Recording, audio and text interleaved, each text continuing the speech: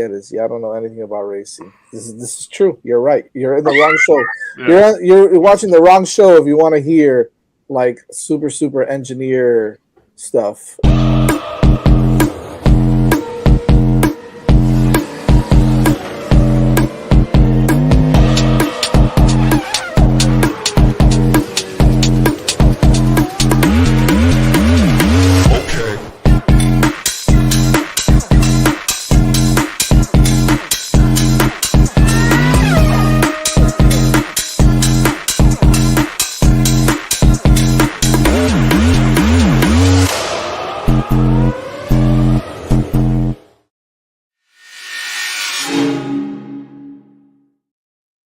Hello, welcome back to Hitting the Apex.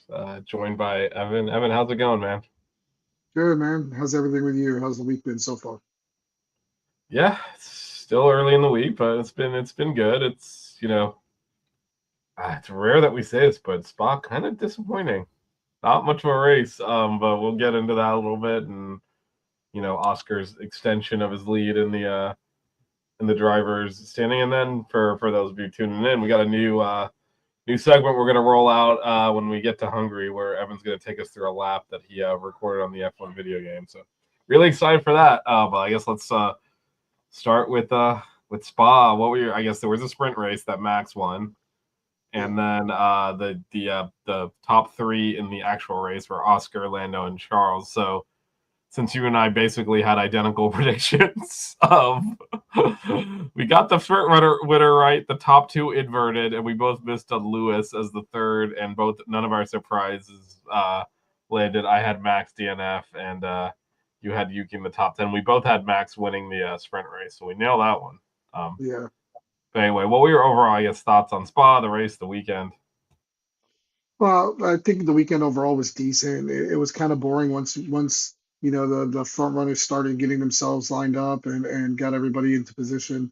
It just kind of went on from there. Nothing really changed. So it was like there was some interesting things that happened during the sprint race where we kind of saw they did the really big compromise setup for Max's car where they really got it set up for low downforce and just pure speed, and it really showed. He really did, pull away, a little bit from those McLarens and got himself, really set up, for a good race just from the beginning and getting away from Oscar in that in the getting away from McLarens, I guess you could say, in that first part of the first stint, and realistically there was no catching him after that. I mean, you saw these cars even with DRS, the way that Red Bull had that thing set up on Saturday really started pulling away. And then going into Sunday, I mean, that rain delay was really kind of excessive. I feel like, right in the beginning of the race, it was really something that really kind of, I think, hindered a lot of the hopes that we were all sitting there thinking that there was going to be this great race. Because once it started to dry out, they got the cars running on the intermediates, and then once it started to dry out, it really kind of, played into the hands of the McLaren drivers who were already in the lead, and really Oscar Piastri, who had a significant lead, and even though Lando was reeling him in at times, there just really wasn't a chance. Down the field though, it seemed like there was decent racing, but overall it was McLaren won too, which we love to see, but it was just kind of an interesting or kind of a boring way to get there. Yeah, and I think it was interesting because, like you said, in the sprint race, Max set up with the low downforce, got the overtake done, because Piastri was on pole and held it, and the race was kind of similar. Norris was on pole, Piastri overtook immediately, and that appeared to be the only overtaking opportunities appeared to be the start of the races, because once you got through the first lap, coming out of like the end of the first lap, as long as you get a decent exit, there didn't appear to be enough, like you said, with DRS and the slipstream to make that overtake. So it really was just, in the sprint starting from standing, and then obviously there was a rolling start on the race, but it did appear to be like that was the only time to make the overtake, because the leading car was not able to get the momentum, and the gap needed to hold you off. And then both of them were the same thing. They're overtaking the first lap, and then that's that. And yeah, to your point, I mean, we've been talking about this quite a bit, but totally understand the safety aspect of like not wanting to start when it's wet, but it is a bit race ruining. And in this instance, if you recall, we talked about this. I mean, it was 2 weeks ago because of my work schedule got in the way, but so we weren't able to do the preview closer to the race. But they had come up with that interesting, concept of skipping a step in the tire compounds, and that didn't matter because of the rain, unfortunately. So we didn't get to see how the teams really messed with that because they were able to go from inter straight to one of the either mediums or hards, and so like we didn't get to see how they handled that step in tire compounds. So that was unfortunate, but I don't even. This is another situation. Max was obviously pretty upset after the race because to your point earlier, he had the low downforce for the sprint. They anticipated the rain. They went with the high downforce for the race, and they didn't start the race until it dried out enough where the high downforce didn't work. So he was not happy about that, and that's why he was so off the pace in the regular race after winning the sprint. But they don't. I mean, at this point, if the conditions warrant the full wets, they don't even run the cars. Yeah. And Spa in particular has been dangerous. There's been even recently, tragedies there. So I understand that fully, but they have to they might as well just say we will not race in the wet and just because that's how they're behaving. And red flagging and all of this to delay to wait until it's dry. Yeah, I mean, if they might as well just make a hard and fast rule that we're not going to race if it's wet. Get rid of the full wet compounds because they never actually put the teams out there in a condition where they would need to use them. So it gets a little farcical, and it did kind of, like you said, take the sting out of the race a little bit, but especially like for the drivers like Max that's set up anticipating some wet running to just have to sit there. I can understand they're sitting there fuming, like we got to get going for this gamble to pay off, and they will not start the race. And by the time they start it, you're hosed because it's going to dry out quickly. And the silly thing is, the best way to dry the track out is the car's running. And so when you pull them into the garage and you sit there, it's like you're not drying the track out. Once they get racing going, then the track dries out pretty quickly. So, yeah, I think it could have been a more interesting race had they sent them out sooner and said, "Hey, you have full wets for a reason, use them." But they didn't do that, and Oscar made the pass in the first lap, got a good exit on the first corner, and that was that. Then, because like we said, once you settled in on this, there appeared to be no real good opportunities to overtake. Lando, they did try something different with the strategy going to the hards, but it didn't really pay off. It turned out to be the bad strategy. Well, he kind of messed it up too, right? Because the thinking, No, because he he made did 100%. Now the 3.5-second margin at the end is misleading, like you said. Oscar backed off when you have that big of a lead, and there was questions. It turns out it wasn't really much of a question, but whether or not he could go the end on the medium. So he was in tire conservation mode, had the cushion, he used it. But yeah, the thinking behind Lando's strategy is one: either Oscar's gonna have to pit again. Yeah. Or which he was kind of asking for, and the pit wall taught him out of, which was interesting. But the second option is, hey, I can go flat out because these tires are definitely going to make it. And when he was doing that, Lando's once again mistake. Lando came back and he was making mistakes, and those like you said, like Oscar kind of controlled it at the front, and then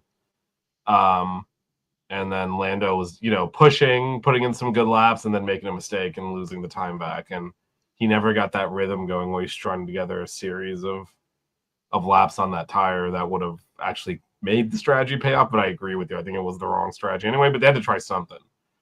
Yeah. And I mean, when it happened, I remember sitting there, watching the race going, man, that's a great move, because everybody keeps on talking about these medium tires are falling off. These medium tires aren't holding. You heard multiple drivers all the way up and down the grid saying that and mentioning that. And then I'm saying to myself, I'm like, it's, you know, 15 laps ago, 20 laps ago, you start to see some of these guys come in, and then you see Oscar, and he's just like, nope, they're fading away, but I'm going to keep on going. We're going to keep it as a one-stop race, and I mean, credit to him. It was a masterclass on making those tires last. But obviously, me as a Lando fan, I'm sitting there seeing him put it in the fastest laps of the race, going from 9 seconds down to within four, and then all of a sudden he locks it up going into turn one, or he goes wide in one of the easiest corners on the track because he got a little bit outside and got a little bit squirrely. So it's like you start to see those little mistakes because he's pushing a little bit too hard. He's trying a little bit too much to get up there, which sucks to see. But it's racing, man. It's one of those things that you never really expect to happen. With your own team, that they put you on a strategy that everybody in the world thinks is going to be the better strategy, and then all of a sudden it becomes the worst, or it becomes not as good as we all hoped it was going to be. Because I mean, nobody went on the hards except Lando. Lando was the only driver when that first pit stop happened that went on the hards. And I mean, if the race would have been 4 laps longer, like it probably could have been, because didn't they do like 5 laps underneath the safety car before the race started? And it was a rolling start. It wasn't a grid start. I mean, there's a lot of things there's a lot of woulda, coulda, shouldas in there that Lando could have had to get himself back up to that front, or I mean, even to be in the lead at the end of that race. But he made his mistakes. We all saw that. He did great in the sprint, or he did great in qualifying, and then he mucked it up during the race in that first pass, and then his team mucked it up later on because I mean he had what, a 6 second pit stop as well, or a 4 second pit stop as well. It's like double the amount of time that Oscar had. Yeah, it's exactly what you said. It's just like he teased, but just could not get the consistency. I think that's the give and take there. You're pushing, you're on the limit, you're gonna go over the limit occasionally, and it just didn't balance out for him. But yeah, he was cranking in those fast laps and just could not get it connected enough. Because I think the other reason you have to go for that strategy is if he were to catch Oscar, he needed the tire. He needs some kind of an offset because there was no overtaking. I mean, that was what we saw in both the sprint race. I mean, the sprint race in a faster car, Oscar couldn't overtake Max.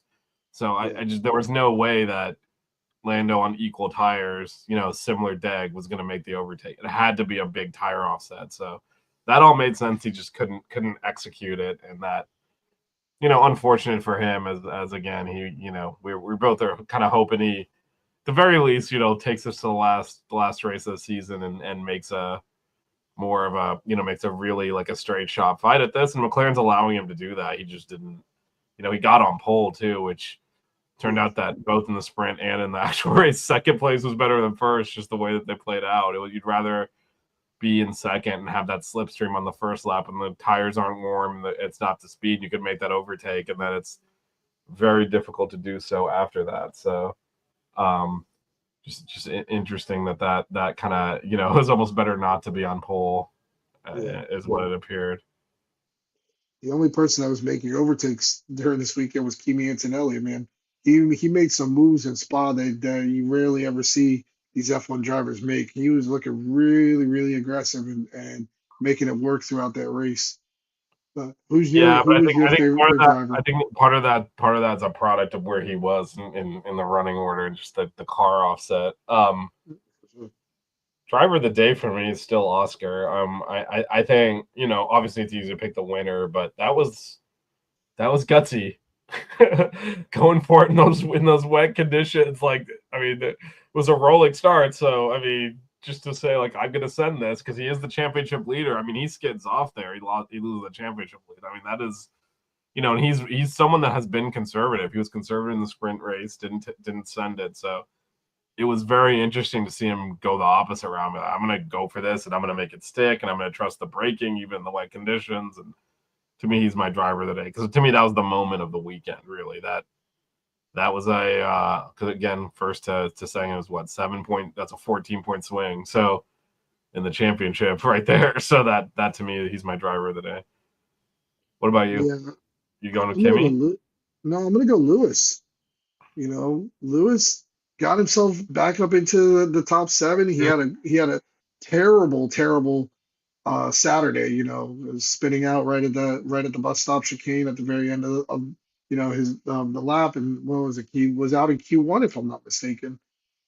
So I'm gonna go Lewis because to get that car back up to seventh with everything that we were talking about, how this was uh, a race that didn't have a lot of overtaking opportunities. It was a race that you had a lot of DRS trains and people just kind of getting in line and line and going where they're at. I mean, Lewis really got himself back up into a position to where he made some at least decent points. I mean, in terms of, you have Max in fourth, but he's the only Red Bull up there. At least you have now two of those Ferraris up in that top 10. So, I thought he looked pretty good. And Charles also being able to hold Max, at bay for that last stint, and especially that last like 15, 20 laps. I think both Ferraris, I think this was kind of a successful weekend overall for them. At the end of the day.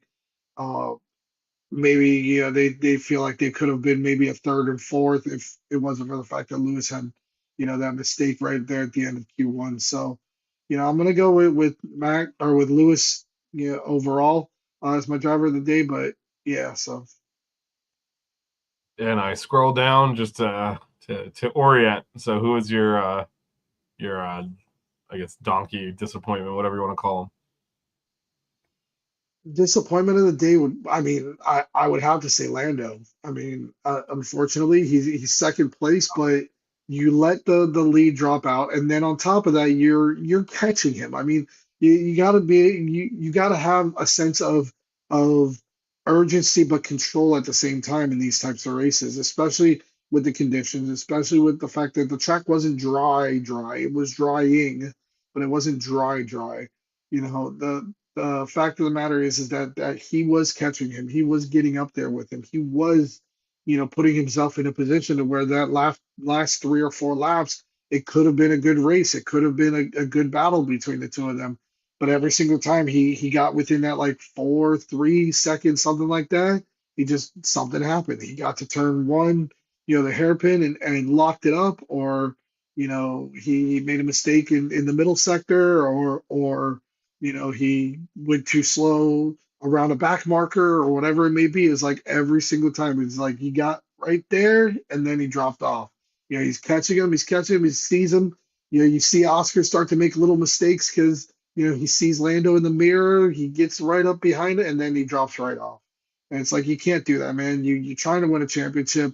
You've had two really good races right before where one, yeah, you could say you got lucky, but another one you dominated, and then you come into a track that you're pretty decent at, you're pretty good at, and you get put in a position to where your teammate basically drives a perfect race, with no issues whatsoever, whether it comes from the team side of it, the strategy side of it, or his driving side of it, and then you just have 4 or 5 little mistakes that all just added up to whatever the deficit was at the end of the race. I think it was like 9 seconds or something like that at the end because he kind of slowed down on that last lap, but that those 5 little mistakes that happened throughout the race, whether it was the pit stop, the 2 lockups at the chicane or at the hairpin, and then the going wide in the middle sector.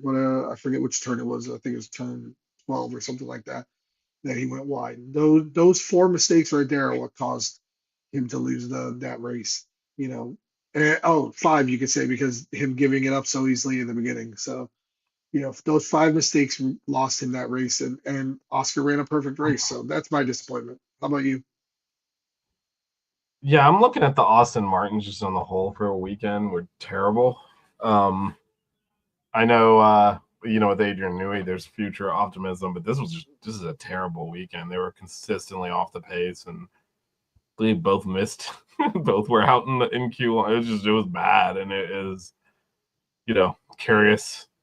Again, they're much more forward thinking than worried about this here. But to me, that was kind of stood out because they'd started to make some strides. It felt like, and had been competitive and just disappeared this weekend. I think that could have been a setup issue. You know, they could have probably had their car set up a little bit differently. I think I heard Fernando say something about that in one of the post race interviews. It was something to the effect of, you know, they guessed wrong on the setup or something like that. Right. So they probably had the car set up for a little more downforce to get a little bit more traction if they were going in the rain. And then obviously, like we said, the rain came, but they didn't run in it for some reason, even though these cars have tires that are designed specifically to run in this. So Yeah, it's bizarre. I don't understand why they even have wet tire. well, the reasoning that we're hearing so far is that the wet tires evacuate so much of the water that it will essentially make it almost impossible for these cars to be able to see, you know, or these drivers to be able to see in front of them with how much water is getting evacuated by, you know, the wet weather tires. So it's like you have them for the reason of evacuating that water and, you know, making it, you know, to where these cars can drive on that wet track.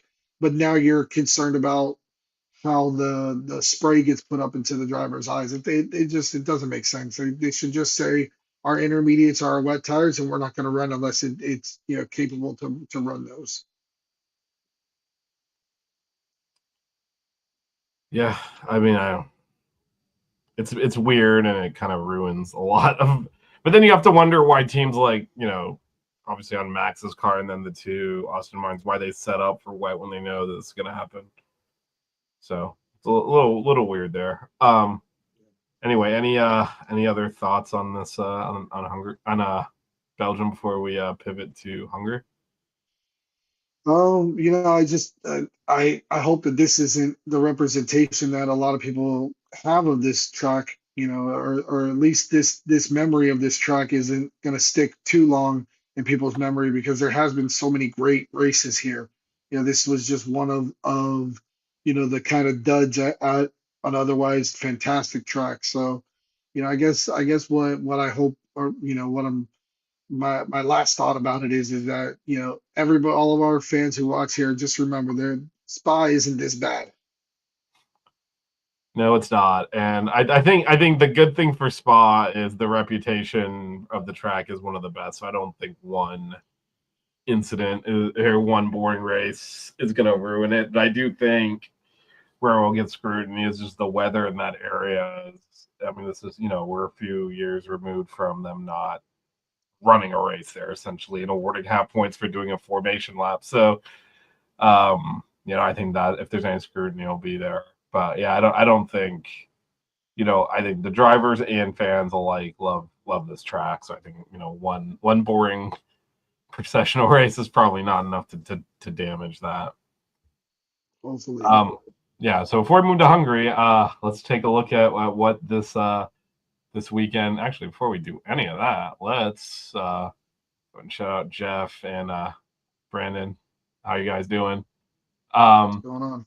And now let's pivot a little bit here to the driver's standings. So this is what happened as a result of the race. And as I said, that 14-point swing on the overtake in the first corner, and there's a 16-point gap. That about that tells you the importance of that overtake from Oscar and probably why he went for it. He knew the stakes there. Max continues to fall further behind the two McLarens, and it is increasingly becoming a two horse race here. So 16 points is basically nothing at this point in the season. So Yeah. no reason to get too carried away. Just felt like, I think to your point, felt like a missed opportunity for Lando when he put it on pole to not convert that in a situation where he had momentum after two races in a row of winning that he couldn't make it a trifecta. Yeah. And yeah, go ahead. It, no, Go ahead.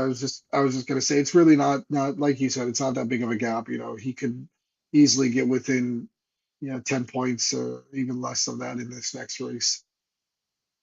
Oh yeah, for sure. I mean, so if he wins a race and Oscar finishes second, that's 7 points. So we're like 3 races of 1-2s from him leading, let alone any kind of mistake or anything. Keep in mind that error in Canada is a lot of this gap, and Oscar's been very cautious and very consistent, where Lando's been very up and down. Yeah. which is likely the margin here, but it just takes one DNF, one mistake from Oscar, one bad race, and that this will reverse now. It's within a race result. So that is that. So now on to the constructors, and we're continuing to see McLaren as they might as well pop the champagne. This thing is over.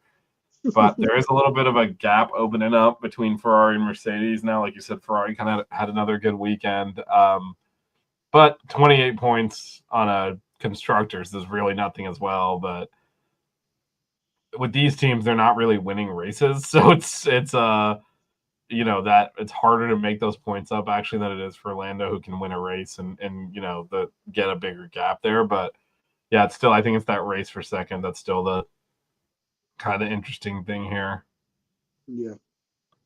I mean, Red Bull. There's definitely closeness towards the bottom of the grid, but do we care that much who finishes 6 through 9? Well, I care about who finishes 6 through 9, because what I feel is interesting is the more time that Aston Martin has these bad races means more wind tunnel time for Adrian Newey. So I want to see them have more races like this where they're back in the grid. Let Haas get in front of them. Let Alpine get in front of them. Haas is only Alpine's 1 point. Order. Yeah, Alpine maybe not, but terrible. let Haas get ahead of you. Get that extra time. Yeah, I think that's they got to kick the bucket on this season. Just say, kick the can down the road. Let it go. Don't even worry about the rest of the season. Just worry about next year when you have the best designer of Formula One race cars. Drawing you up a car that hopefully should dominate. So we'll see. That's an actual interesting situation for me because they are all right there. You have between Sauber, Racing Bulls, Aston Martin, and Haas. That's all within 10 points right there, and that's 6 through 9 is a real big difference when it comes to the allocation of resources going into next year for the wind tunnel or CFD. I think it's like in 6th place you get the maximum or like the normal amount of time, I think it is, and then it's like as you go further up, like to McLaren, they get less time, and if you go further down from there, you get more time. So it's like the base amount is like 5th and 6th and 4th, and then it goes up and down from there or something like that, if I'm not mistaken. Or it's like 5th and 6th are like the normal amount, and then everything above and below goes plus or minus. So it's one of those situations that is an actual concern of these race teams is not that they're saying that they want to lose or they want to tank for time, but they are all looking at this as a potential advantage or disadvantage going into the off season when it comes to this new regulation set.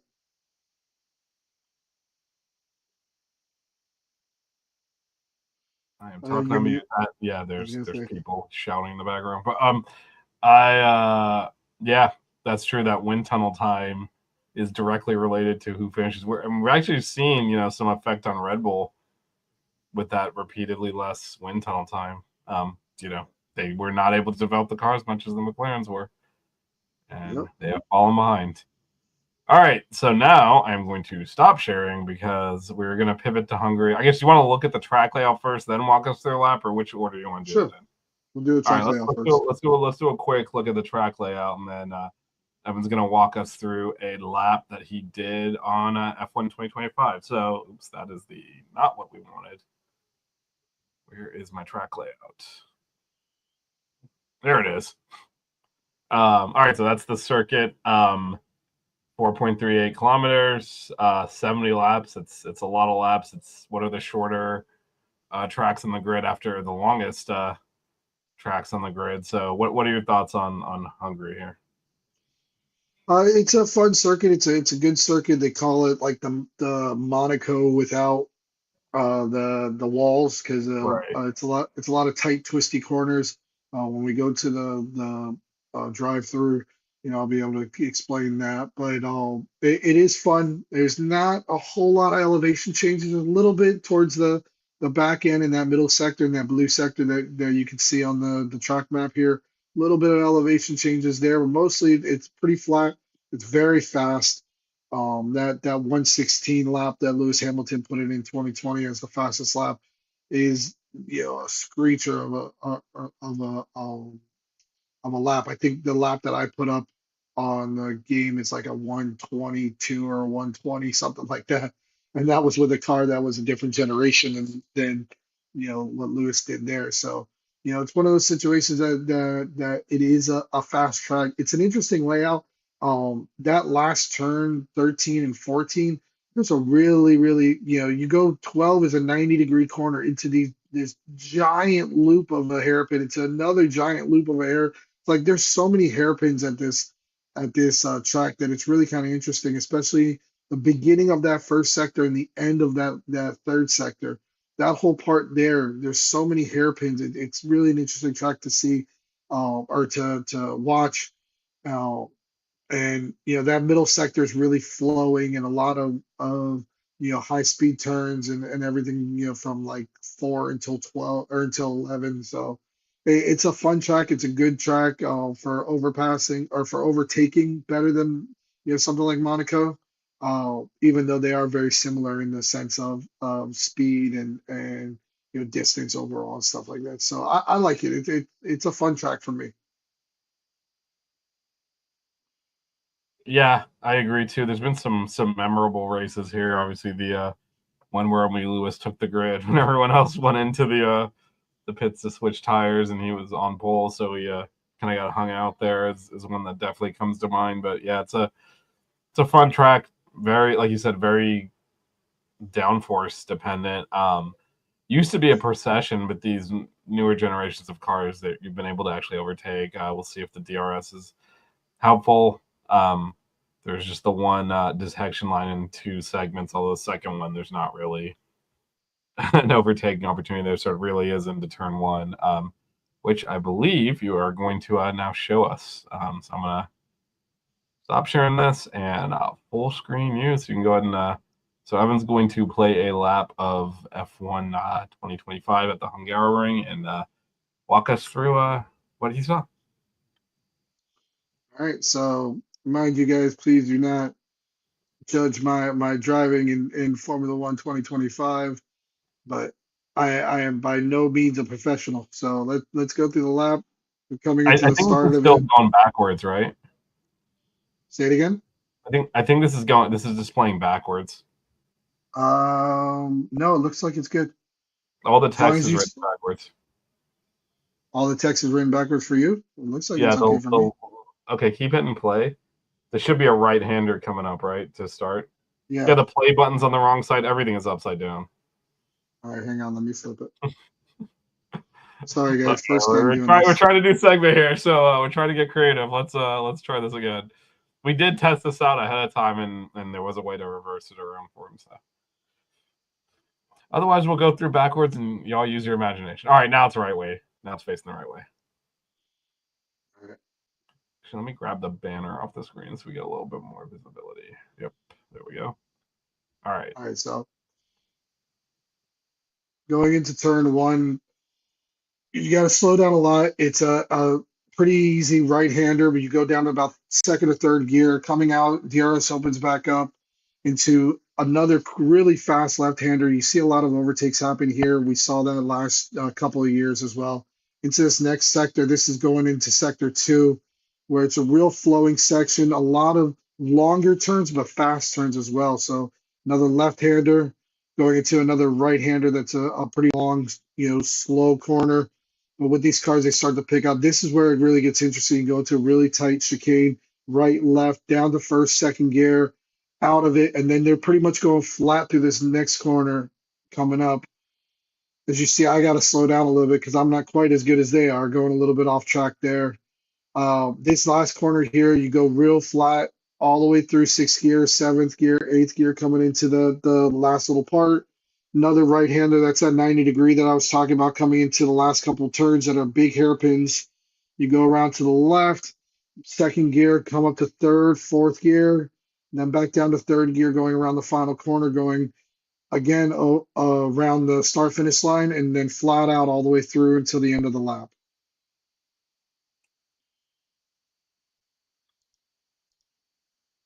Yeah, that was definitely, gave us a better sense of kind of how the track works. If I do recall correctly, they take that last corner pretty wide, and there's a track limits issue there in the past, at least. So I thought you took a little bit of a narrower angle in there, but yeah, that's something to watch. We've had lap time deletions in the Yeah, past. they like to go out. I was watching some of the replay from last year's qualifying and stuff like that. They do usually go out a little bit wider than I do. They got a little bit more guts going a little closer to that wall as well, and that's kind of why they push out a little wide. The way that I took it, I was a little bit further away from the wall, so it was a little bit easier for me to kind of cut an angle back in. But definitely the faster way to go is to stay as close as you can to that final apex in that final part of that you know that final hand turn before the start finish line. So it's definitely an interesting track to drive. It's very fast, very flowing, very you know very high G force in a lot of sectors, but then there's just those really kind of interesting hairpins that are longer turns. And I mean, you think about a hairpin. We went from basically the sharpest hairpin last week at Spa, almost. I guess it would be even sharper than Monaco, right? Because Monaco has that hairpin right at the casino hairpin, and then basically that going into Spa, which Spa has the first turn hairpin, which is almost it's like basically like that as a turn. You have such a sharp hairpin there to go to a track like this where the hairpins are so wide and so open. It's like it's such a big change between how these guys have to approach them. Yeah, no, that is true, and it'll. Yeah, I think that first corner again, much like Spa, is going to be critical. Oh Who yeah, who leads out of the first corner? Because like we said, overtaking's not easy here. The best chance is probably at the start of the race. So we'll see how that plays out this week. It is like we said, it's an interesting track. It's certainly gotten better over the last few years with the way that the cars are performing now. Whereas like 15 years ago, this was a dead race. Essentially, it was no overtaking. You kind of knew that qualifying was all that mattered. Maybe we'll see some overtaking this week. In terms of tires, we got the C3, C4, and C5. Those are as Evan would say, the softest functional usable tires in the range. yeah. The C6 did not make the cut this week, Evan. I know you're happy about that. Thank God.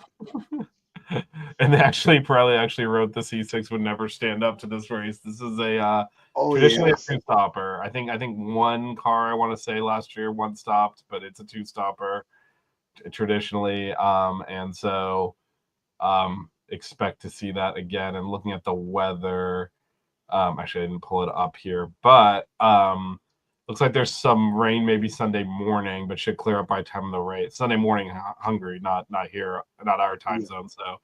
zone. So it should clear up by the race, but it might take some of the rubber off. So it might. I don't think it'll be wet conditions, but it could be Yeah.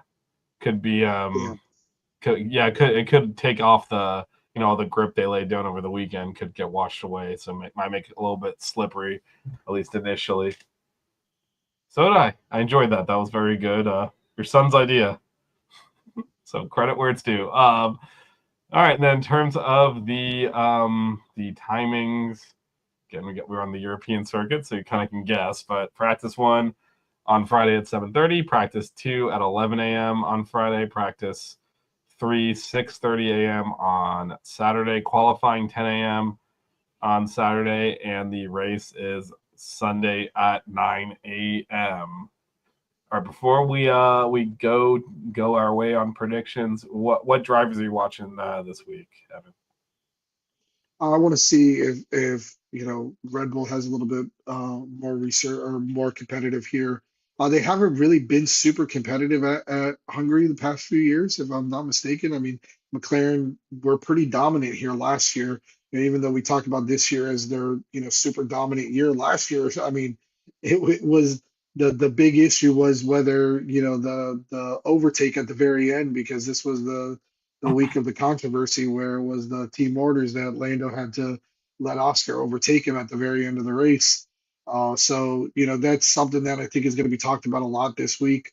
But I want to see how Red Bull comes out if they can do something to be competitive because obviously Max is competitive wherever he can be and obviously I don't think he was that super competitive last week at Spa, but I think that they have an opportunity to come out here and at least do something because it is kind of a track that is a little bit better for him I think than Spa. It's very different in the sense of it's more you know twistier, high downforce, stuff like that. So this could be an opportunity for him to come out and really kind of showcase and do a little bit be a little bit more competitive overall for the whole weekend, not just for like it was last week during the sprint race. So I want to see how he does as well as the Ferraris.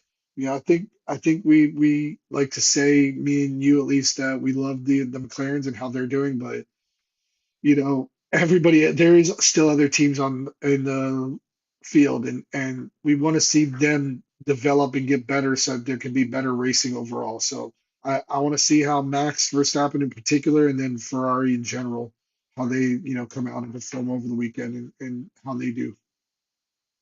Yeah, I think obviously everyone's eyes are on the McLarens. That's your title championship is between those two cars at the front, but we when we looked at the constructors, obviously the real battle, other than the bottom, 6 to 9, which, like you said, matters for wind tunnel time. But 3 years from now, no one's going to remember who finished 7th in the 2025 season. However, who finished second is a different story, and that's what I'm looking at, that Ferrari Mercedes battle, which seems to kind of yo-yo back and forth depending on the circuit. So Ferrari has struggled with their tire deg, and this is a high deg circuit, so maybe Mercedes makes a little bit of a move this weekend and pulls that back. And then to your point, there is one, and I know we've had, I know that other teams have won races, but there's one driver who's not a McLaren that's always a threat, like you said, that's Max. And so to me, is there a situation where at some point he splits the McLarens, like creates more of a point gap there? Like if he wins, it's actually less of a point gap because the biggest gap is between first and second. But if he doesn't win the race, but he's able to, I don't know, finish second, all of a sudden that's a 10-point gap between the two McLarens instead of a 7-point gap. And that's where I'm looking at him to see his performance. I think he's the only one capable, and everything has to go right because the car doesn't have it. It's really just him bringing the neck of the car. But if he gets it right, he is the only one I think capable of challenging the McLarens. Otherwise, they're going to do what they did in Spa and disappear off, and that's just going to be, which of the two can finish in front of each other. So, yeah, definitely looking at Max as well. All right, man, it is time for the old prediction machine. Who you got? Let's let you go first this time because last week I said something. Oh, you used telepathy to steal my pick. That's what I'm saying. I want to let you go first this week. I've been thinking about this all week. I'm gonna let Vish go first this week. So all right. Well, I'm going to McLaren 1-2 because I mean at this point I think that car is better than everyone else's, and I think they're probably the only team that's still putting development into it. Although you have to wonder how long they're going to do that because they're really just competing with themselves. They don't bring new parts. That both the cars are still stably in front of everyone else, but they're still competing. They're going to, I think, open that gap up even wider before the season ends. But so I got them 1-2, and I've got Oscar winning again. I think got Lando with time to think about a bad thing is not lend itself to calmness. I think he's going to need to control himself here. This is a technical circuit and one that'll get you in trouble if you're impetuous. And I hate to say it, but our guy just tends to just get a little bit over the edge, and I think it's going to cost him a chance here to win the race. I still think he'll finish second. And so in third, oh man, I'm going to go Kimi Antonelli. I'm going to go off the board there, have him finish in third and kind of ahead of his teammate and both Ferraris and Max. So That could qualify as a surprise, but instead for the surprise, I'm going to go on a rebound race for Austin Martin. I'm going to go double points finish. So they both end up in the points. Not bad. That'll probably put them up to sixth place in constructors. Yeah, those are very tightly bunched, but actually at the bottom of the you get like 1 point. It's hard to move those. It's hard to make up that ground Yeah, when it's only a few points, like you said, and like they're 40 and 30s for the season. But yeah, I mean, these are teams that are like, oh, I finished ninth, I got 2 points. Like, it's very hard for them to actually make up that ground when largely because one of the Red Bulls is crap. So that's really 7 spots are kind of taken on a weekly basis because you get your 2 McLarens, your 2 Ferraris, your 2 Mercedes, and Max. And so you're yeah. really just competing for 3, 2, and 1 points. So it's not a lot to play for. But at any point, if any of those ones somehow get to the podium, and it makes a huge difference, which is why Kick Sauber's up there because of one podium. So Yeah. so Well, it was that like Alpine. Didn't they do that last year where they yep. was it like Brazil or something like that that they got a podium? They may have gotten like two podiums or something. Like there was one race last year that Gasly like got up there and got on the podium, and that catapulted them up through into the constructors or further up in the constructors. So yeah, for sure, that'd be interesting. Yep. It will be interesting, and like you said, it's a double-edged sword because they get more money for finishing higher, but they lose points all the time. Some teams, like I don't know, Haas would probably prefer the money. Oh, for sure, so for sure. so we'll see. All right, you didn't give your picks. What are your picks? So I'm gonna go Lando first, Charles second, and Max third. I'm gonna go Oscar outside of the top seven. Wow. So you got Lando, Max, and Charles. And I'm going to say that it's going to be because of some mistake, something, a pit stop error or a tire blown or something like that. That he hits that wall in the last turn, because he's trying to cut it too close, or somebody's on the outside of him, or he runs over a piece of debris from a wreck or something like that. Something's going to happen like that to Oscar, where he's going to probably be out in the front, and then he's going to run over a piece of carbon fiber from Yuki Tsunoda's front wing that he knocked off when he was trying to pass, You took a shot at Yuki. somebody. Yeah, yeah, of course. I got to take a shot at Yuki. I love him to death, but he's not doing anything in that Red Bull. I mean, there's a million drivers in the world that would love to be in the position that he's in, and he can't get past. You know, he can't even get in the points with that thing. There's hundreds of thousands of drivers in the world that drive race cars on a weekly basis. We always talk about these are the top 20 race car drivers in the Yeah. world. If you really think that these are the top 20 No, race car absolutely drivers in the not. world, Absolutely like not. you haven't seen some WRC drivers, like the world rally car drivers are legitimately probably the best car Well, I drivers mean, in the some of the world. indie drivers are better too. I mean, there's some Yeah, gatekeeping going on. There's paid seats. There's all. No, I'd say the top exactly. 10, yes, but like Lance Stroll's not a top 20. No, Lance And Stroll's some of these definitely not. rookies, I mean, this is how you find out, right? There's a lot of rookies this year. Some of them are worthy, others are not. And Yeah, we've seen that, one's already been fired mid-season, and the other one that replaced him looks like he's, dead man he's doing it walking. as And well. I think, yeah, no, for sure, they're definitely not the top. Yeah, some mistakes happen. So you So have, I think that means that you have Lando Norris as the championship leader when we reconvene next week to wrap this race up and talk about the summer break that is upcoming. we talked about during the Austrian Grand Prix how that was kind of the crux last year, that you know the turning of the page when it came to whether Lando was going to be able to make a real strong push against Max. We tend to forget that Hungary was another one of those situations that Lando had an opportunity to gain a good amount of points on him, but he had to give the place back to Oscar at the end of the race because Oscar got on the horn and started bitching about it.